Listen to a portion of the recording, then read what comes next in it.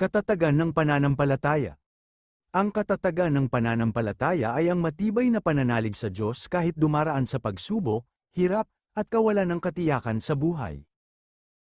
Hindi ito nasusukat sa kawalan ng problema, kundi sa patuloy na pagtitiwala sa Diyos sa gitna ng mga hamon. Kapag matatag ang pananampalataya, nananatili ang pag-asa, hindi sumusuko ang puso, at patuloy na lumalakad sa kalooban ng Diyos. Tulad ng sabi sa Hebreo Kapitulo 11 versikulo 1, ang pananampalataya ay siyang kapanatagan sa mga bagay na inaasahan, at katunayan ng mga bagay na hindi nakikita. Ang pananampalatayang ito ang nagbibigay lakas upang magpatuloy, magtiis, at manatiling tapat sa Diyos. Sapagkat alam nating siya ay tapat sa kanyang mga pangako.